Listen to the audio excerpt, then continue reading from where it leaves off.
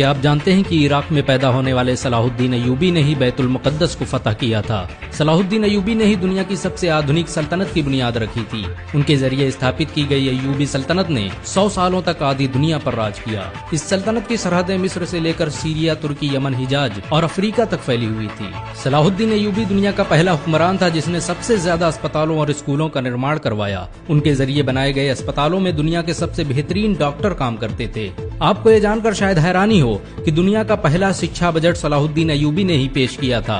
उन्होंने छात्रों के रहने के लिए हॉस्टल और कैंटीन बनाने की जिस परंपरा की शुरुआत की, उसे आज पूरी दुनिया में इस्तेमाल किया जाता है। सलाहुद्दीन अय्यूबी ने कभी जनता का पैसा खुद पर खर्च नहीं किया, यहाँ तक कि उन्होंने अपनी जिंदगी में कभी रेशमी कपड़े नहीं पहने।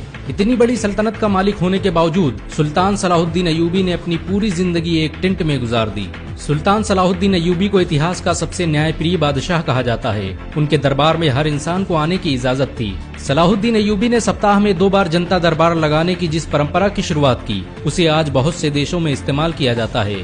सलाहुद्दीन अय्यूबी की इंसाफ पसंदी का ये आलम था कि यहूदी और ईसाई भी अपने फैसलों के लिए उनके दरबार आते थे।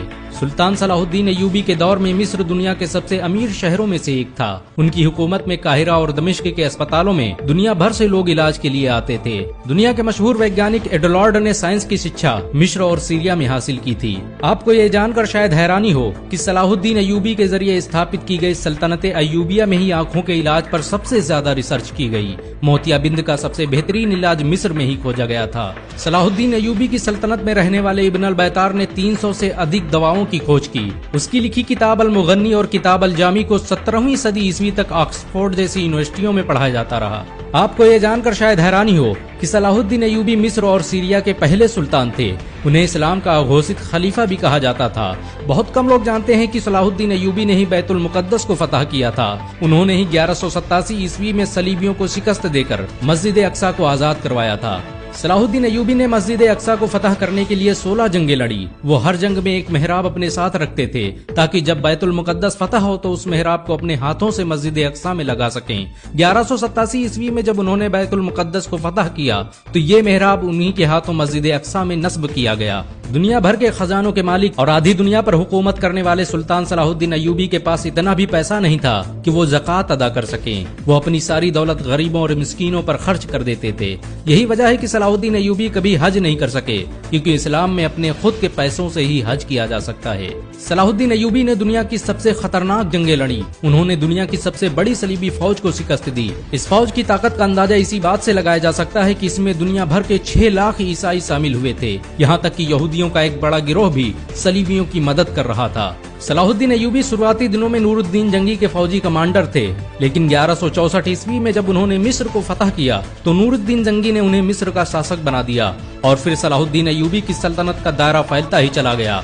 यहाँ तक कि सऊदी अरब से लेकर इराक, शाम, सूडान, तुर्की और अफ्रीका तक का पूरा इलाका सलाहुद्दीन अय्यूबी के कब्जे में आ गया।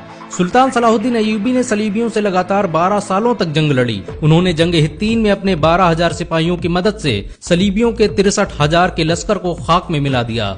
सलाहुद्दीन अय्यूबी की इंसाफ पसंदी के दुश्मन भी कायल थे। उन्होंने बैतुल मुक़द्दस को फतह करते ही ईसाइयों और यहूदियों के लिए माफी का ऐलान कर दिया। उन्होंने ईसाइयों को न सिर्फ बैतुल मुक़द्दस की जियारत की इजाजत दी, बल्कि उनके लिए खाने पीने और रहने तक का इंतजाम किया। सलाहुद्दीन अय्यूबी के इस इखलाक से यहूदी और ईसाई इतना प्रभावित हुए कि उन्होंने इस्लाम कबूल कर लिया।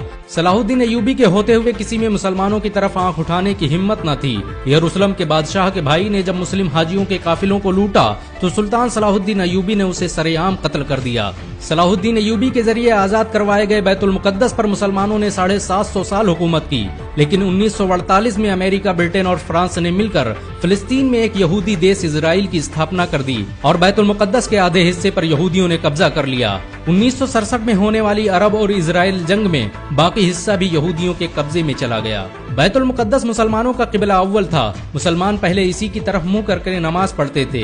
हजरत मोहम्मद सल्लल्लाहु अलैहि वसल्लम ने यहीं से मेराज का सफर तय किया था और मस्जिद अक्सा में ही तमाम नबियों की इमामत की थी। सलाहुद्दीन अय्यूबी ने अपनी पूरी जिंदगी मैदान जंग में गुजार दी। उन्होंने 100 से अधिक जंगें लड़ी और ज्यादातर में फतह हासिल की। बहुत कम लोग जानते हैं कि सलाहुद्दीन अय्यूबी हाफिज कुरान भी थे। उन्होंने मात्र 15 साल की उम्र में ही कुरान हिफ्ज कर लिया था। सलाहुद्दीन अय्यूबी इराक के शहर तकरीत में पैदा हुए थे। ये वही शहर था जहां बाद में सद्दाम हुसैन जैसा शेर पैदा हुआ। सलाहुद्दीन अय्यूबी को इस्लामी इतिहास का हीरो कहा जाता है। मुसलमान सलाहुद्दीन अय्यूबी को आज भी इज्जत की नजरों से देखते हैं। अगर एक मुसलमान होने के नाते आपको गर्व महसूस हुआ हो तो इस वीडियो को लाइक और शेयर जरूर करें। ऐसी और वीडियो को देखने के लिए हमारे चैनल को सब्सक्राइब करें।